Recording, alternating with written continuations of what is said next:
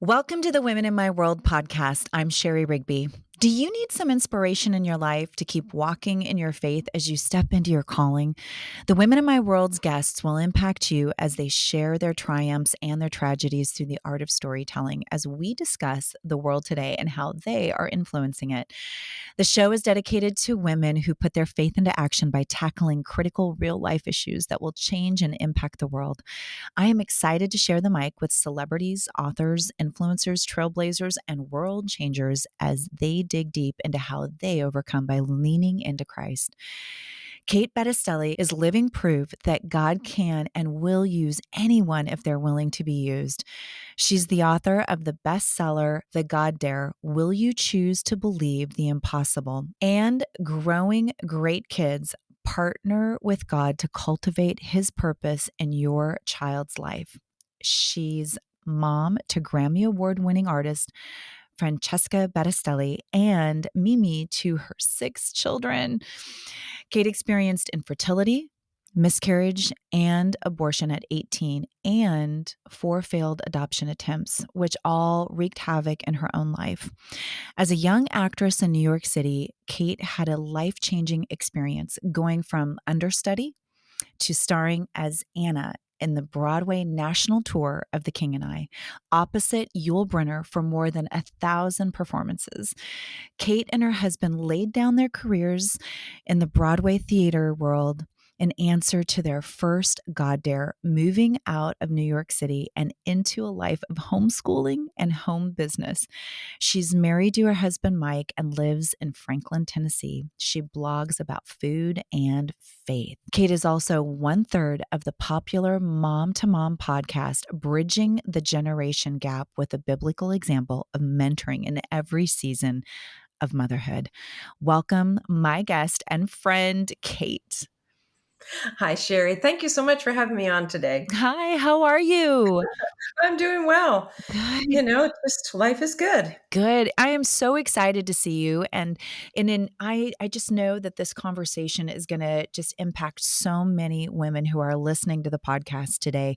One of the conversations that we always seem to get into so often as women, and we talk about it today in today's culture, I'm going to start with this question. How do you define success?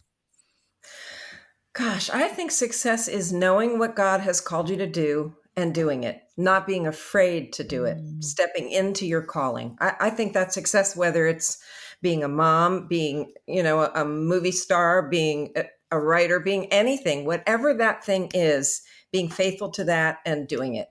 Wow, I love that. I love that because really in today's culture, we can get so distracted by all the other things that are going on in the world that literally just to be reminded to stay faithful in what God Mhm. has called us to and doing that well and to the best of our ability serving Him. I think that's a great way to just define success for so many that are listening.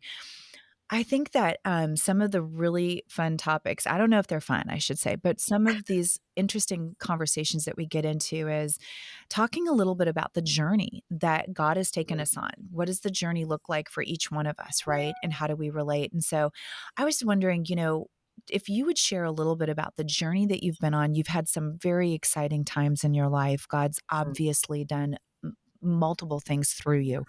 Tell us a little bit about the journey that took you from, where you were at to Broadway to where you are today. Oh, it's such a crazy story. I look back at my life and I think, God, what were you doing but all along? I didn't meet the Lord till I was 29. So I didn't come into, all of this having grown up, having a strong Christian background. So for many years before the whole New York Broadway thing, I was wandering. I didn't know what I was doing. I was a kid who just got off the path, as you said, having an abortion at 18. Back then in the 70s, that wasn't something you shouted as a triumph. That was something you didn't tell anyone. It was filled with guilt and shame, which I held for 40 years, literally couldn't talk about it until the Lord set me free from that. But anyway, that's another story. So I was just searching, seeking. Actually, I went to 4 colleges in 2 years and I didn't graduate from any of them, but I got on the dean's list. But I think because I knew that wasn't the path, I really wanted to to be famous. I wanted to be on Broadway, wanted to win a Tony, all the things because I'd always been a singer. Started when I was in high school, and I knew I could sing. That's one thing I knew I could do well. So I ended up in New York, just being a young actress, being a nobody, but trying to be a somebody. And I auditioned for The King and it was just crazy. This big national tour.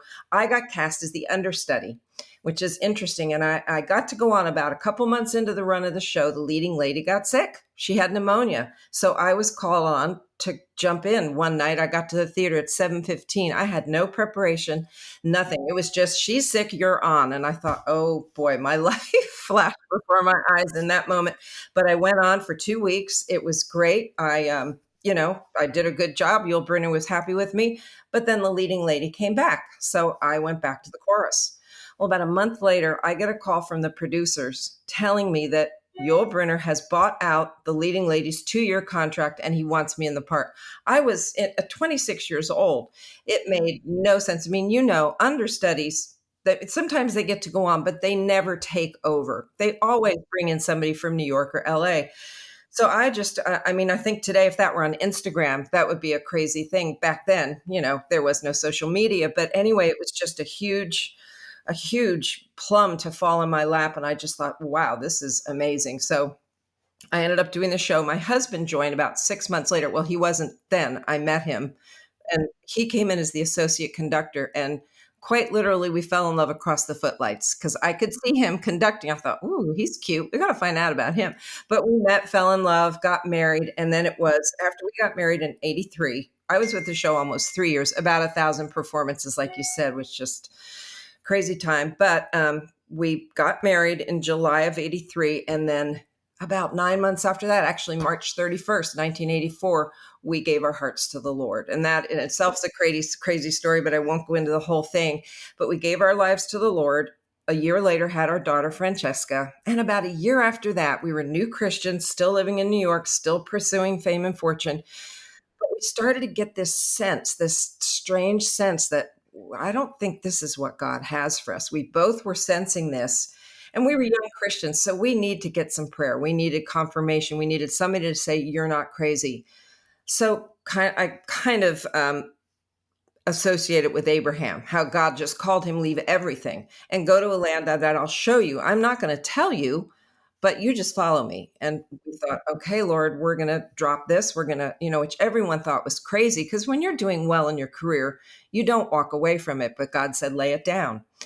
And we did move. We were from New Jersey, so we moved back there for a while, then down to north of Orlando, where we raised our daughter. And we're there for 20 years. And then she moved out, did college and went to Nashville and started doing well in her career. She started getting songs on the radio. Her name was getting known. And we had homeschooled her all through those years. So I got a call one day after Franny had left from the gal who ran the big homeschool organization that we were part of. And she said, can you and your husband come and talk to our guests? We're going to have our big 20th anniversary celebration. We want you and Mike to come. Tell us, what did you do to raise your daughter to not only pursue her dream, but continue following the Lord, to not lose that passion for Jesus? And I said, sure, we would love to come. And I hung up the phone and looked at my husband and went, what the heck did we do? Because, you're raising a child with biblical principles, but there's no manual for that. So we sat down and we came up with 15 things that we'd actually done. 15 things. I thought, well, we didn't mess up too badly. She's turned out okay. So a couple weeks later, we give our talk. It goes great. And the next morning, I am on my face, just worshiping, thanking God that it went well. I think that was the first time I'd ever spoken, not on a theatrical way. So I'm thanking the Lord. And right as I thanked him for those 15 things, I heard God say, those are book chapters. And I thought, God, do you remember I'm not a writer? I didn't graduate college. No one will publish it. No one will read it. Every excuse you can give God. But I kept hearing this. It was just ringing in my spirit. And I thought, okay, what do you do with that? I found out a friend of mine was a writing coach. So I called her up and said, meet me at Panera. I've got to show you this and you've got to talk me out of it. So we meet for lunch. I show her my idea. She looks at it and says, yep, that's a book. We're going to write it. I'm going to help you do it. I thought, oh boy, now what have I got myself into? But I ended up writing it, getting it published. Just none of it made sense. But when God calls you to it, he'll equip you to do it. So I wrote that. And then afterward, I was thinking, God, you dared me, didn't you? You dared me to do something so far out of my comfort zone that it made no sense. I bet there are other people you've done this to. So I start reading scripture and some of these biblical heroes and the crazy things they did just stepped out in faith. And I thought, you dared me and you dared them. So I wrote this blog post called The God Dare. And a gal at the publishing house that the Growing Great Kids was published at called and said, you need to turn that into a book. So I thought, oh boy, here we go again. But I did that. That one took a little bit longer to write because there were things in my life I did not want to share. And God was saying, you need to put that in. So I ended up writing it. And it's just, I describe a God dare as if you've ever had that crazy idea just drop in your head and you're thinking, that is way outside my comfort zone. But the Lord is guiding you to do that. That's what I call a God dare. Like Esther going into the king when she knew she could have been instantly killed. She did it anyway. I think of Moses' mother, Jochebed. Most of us don't know her story, but she was incredibly brave to do what she did, knowing, again, her whole family could be killed if she were found out. So there's just so many stories in scripture we could say it's their calling, and it was, but to me, God at the same time was saying, if you don't do this, I'm going to find somebody else who will. So I always encourage women, if you know it's the Lord, get confirmation. Don't just step out and do something crazy. But if you know it's God, it usually will be crazy and it will be scary. So you just got to jump Yeah, out. I love that. Well, I love your story, and we're going to go back and talk about a few of the pieces in it. But one thing I just love that you just said was that, and I'm always reminded of that, in Esther, God called Mhm. her to it. He was literally bringing her through all the way, her story, all the way from a little girl, all the way up and placing her right where she needed to be living with her uncle, right? And all the way through her being taken into the king's palace. I mean, you see the hand of God all over the story. But what I love about what you said there was God gave her an opportunity. He gave her Yeah. an opportunity and he said, "That's okay. You've been placed, right? Like, but who knows? But only God knows." And Mordecai reminds her in that you have a Yeah. choice, but if you don't do something, God will bring he'll bring it through another. And I always think about Right. that when I tackle things because the enemy so often wants to divert us because we don't believe that we can do certain things. I never thought I would write a book or be an actress or any of those things. Like I've never ever thought that. And then I love that you say God dare because that's exactly what God came in and he did. He dared me to do certain things, but he also gave me a choice. Yes. He always gives us a choice. Yeah. And I think about if you've ever heard of Reinhard Bonnke, he was a huge evangelist in Africa. He was considered the Billy Graham of Africa. Millions came into the kingdom because of Mhm. him. And he would tell the story of how the Lord told him, after a while, things have been going on. He said, you are my third choice. And I just think to myself, wow, can Oh, you imagine God telling you that? Very humbling. But at the same time, all I can think about is those two other wow. guys. They get to heaven and God says, look what I had and you turned it down. I mean, Yes. that gives me chills just talking about Yeah. it because I think so many of us miss that thing that's going to change the world because we're afraid or because we just won't say Yeah. yes. So that's always my encouragement to women, particularly, but men and women, just do Right. the thing. It's going to be scary. It's going to be Right. hard.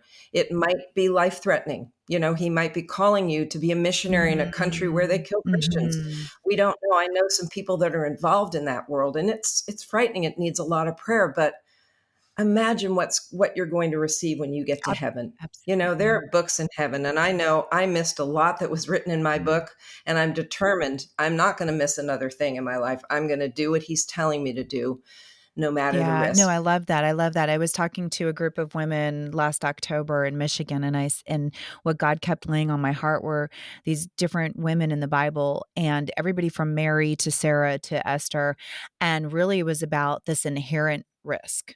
There's an inherent risk, and when we share our story or when we do something for God, there is a risk. And what is that? What does that risk look like? And how do we step into it faithfully, knowing, like Esther, if I go before the king, I could die. Now, that comes in all Mhm. different ways, shapes, and forms. But I love that you have had the journey you've had. Take us back, though, a little bit into, here you are in New York City and you're working, you've gone through all these different things in your life, but here you are, you're working opposite Yul Brynner and you meet your husband. And you're there, you're working. What does it start to look like in your mind as God starts to do something different? How did that Mm. hit you? Because as a creative, that's a tough one when all of a sudden God's like, nope, I'm going to pluck you out of here and I'm going to put you somewhere else. And you're going, well, Yep. this didn't even look like what you were calling or what I thought you were taking me into, being on stage Yeah. with Yul Brynner. And now I'm homeschooling. Right? Like there's, but that's what Right. happens to women so often in their mindset. So what did that look like for you going from there to now being in Nashville? You have your little girl, and what does it look like? What's that journey part look like? And what did you go through, some of the trials and tribulations actually that you went through getting to that point of being a homeschooling mama? Well, what I always like to call it are 90-degree turns. Mm. God has us, we're going this way, and God says, nope, turn left. I've got a whole nother thing for you. And you're just kind of, just amazed and wondering, okay, well, what is all Mm. this? How come I studied all those years and took all those voice lessons and acting lessons and all that stuff? My husband has a doctorate in conducting. You're just thinking, huh? It makes no sense. So there is a season you go through where you're kind of looking Mm. back and wondering, and that's why I think we moved to New Jersey, because we were 45 minutes from Broadway. Mm. We could have, if we thought, okay, this is crazy, we're going back. We weren't that far. Eventually moved to Florida, but there are those times of Yeah. doubt when you're thinking, well, why? It took us a Mm. long time to realize Mm. why. We didn't realize that the plan God had for our daughter, because I really think our goal was fame and Mm. fortune. Her goal has been to honor the Lord, to worship him, to bring peace. She wanted to lift him up. I want to lift me up. Mm. And I think God said, I can't use you, but I can use Mm. her. Because I've always said that our ceiling becomes Yeah. their floor if we're really searching the Lord and finding out what is it for my child. So I think that was a big thing for us, but it took years. It took years of infertility, of being mad at God, Mm. of trying 4 adoptions, everything. Because I just thought I'm going to Yeah. have 5 kids. That's what okay. If I can't do that, I'm Yeah. going to do this. And God said, no, that's not the plan I have for you, which is hard. If when you're a mom, if you want more It's children, hard. that was a big Mhm. loss for me. Although now I see, my daughter has 6 kids, so I've kind of gotten it in the second generation. But it Yeah. was difficult. There are seasons you're going to go through. So just know that years give perspective. What you can't see now, what makes absolutely no sense, it will make sense. It'll start making sense in about 10 years. So, but don't give up. I mean, seriously, if you know Yeah. it's the Lord, don't give up, because it will make sense one Absolutely, and day. I love that you're talking about infertility. My husband and I have Donnie. I was a teenage mom. I had my first child when I was almost 17. I was still a high school student. And then when I met Matt and we got married, I fell in love with this godly man. And it was really the first time I could at least understand or see this perspective of this godly man in this relationship. And here I was, and I'd given my life to Christ, and I'm thinking, wow, and I'm in church, and now I'm, in women's Bible study, and I'm like, doing things I never thought I'd ever do before. And then that we have Levi, and I'm just thinking, man, I've got the best life in the whole world. All I want to do is have kids. Like I want to love this man, and I want to have children. And then after Levi was born, about 2 years after, I was told I couldn't have any more children. And I had gone through abortion myself earlier on, so technically 3 babies really. Uh, it was really devastating to know that I had gone through abortion, had Levi, and then came out of that but was no longer able to have any more children. And it was devastating. Mm. And I remember Mhm. just crying out to God going, "What are you doing with me? Why would you do this to me?" You know, and he had something far greater planned. And, not that raising my children, I think have been the greatest thing ever, but he had something planned knowing what was to come. And I couldn't see that. Obviously, I could only deal with the broken heart at that point, but it was Right. really trusting that God had something else. And I think so many women who go through those struggles, whether it's infertility, whether it's a broken marriage, lost dreams, abortion, failed attempts at adoption, same thing we went through. There's a heartbreak in it. And it's so often that we take those things into everything that we do. How did you really overcome some of those losses so that when you did start digging into your books, digging into homeschooling, Francesca, like all of these things, how did you do that and feel like you were walking in freedom? Actually, it took me a long time. After Franny was born, about a year and a half later, I had an ectopic pregnancy, which nearly killed me, put me in the hospital for 4 days. And it was after that we went to the doctor, the gynecologist, and he did his test, and we had all the things done you could have done to maintain fertility. And I remember the doctor told me, and I remember asking him when they were seeing that one of my fallopian tubes was blocked, the other one was messed up. And I said, "Would an abortion have anything to do with this?" And to me, he said, "Yes, it could have." But then I went to another fertility guy, and he looks at the X-rays and says, "You'll never have any more children." And I just sunk at that moment, because it's your hopes and dreams are just cut off. But I had faith that God was going to turn that around, because I'd hear in church all the time, God gives you the desires of your heart. He has good gifts for you. And I thought, well, he's not giving me the desires of my heart. And that took me a long time to get through that. I went through years of being mad at God, just angry, just, I thought you loved me. You said I'm your child. You are not acting like a good father. And I mean, literally years, till finally one night I was at a worship conference, and I was down in the front just worshiping the Lord, deep in worship. And again, I heard the Lord speak in my spirit. And he said 3 words. He said, "Am I enough?" And it just broke me. Something inside went, "Oh, God, you have not been enough. I have made an idol out of wanting another child, and I've not wanted you. I've wanted what you would give me, not you for who you are." And I learned in that moment, if he never gives me another thing, that is fine with me. He is enough. But that took me a while to learn. It really did. My poor husband, I probably drove him crazy, but it was just such a need in me till God realized the only need I really have is the need for him. And that stuck with me all these years. It was able to break that thing. We still tried to adopt, but we knew, okay, it's not working out. That's fine. God has a different plan. But if anybody's going through that now, let me save you some time. He is enough. He is all you'll ever need. If you really seek to have an intimate relationship, and that's what I'm writing about now. This new book that I'm hoping gets picked up is all about, actually calling it Dancing with the King, just because of I see such a metaphor with that, with my life, how he lifted me out of obscurity and then kind of put me back in. But you know what I mean. But it's just that dance, and it takes time, to where he's reaching out his hand to us, but we're not always willing to take that step. But it takes time, it takes some effort, it takes some, study. We have to get to know him, and there are ways that we can do that. But that, I think, drawing to the Lord in intimacy, really seeking that's going to answer so many questions and fill your heart with a love that surpasses anything you think you want. That's such great advice. And I remember at a really challenging point in my life too, something I had gone through medically and was just devastated over it. And the Lord literally said to me, "My grace, I'm sufficient. I'm sufficient." And I remember going, "Oh, wait a minute. Wait, oh, that's right. You died on the cross for me. Like if I get nothing else, if there's nothing else, like you gave me everything, because you gave me life after death." And it's not easy walking in that, knowing when we are desiring Mhm. something so much, but really that's the truth of the matter. He died on the cross for us to give us life after death. And Mhm.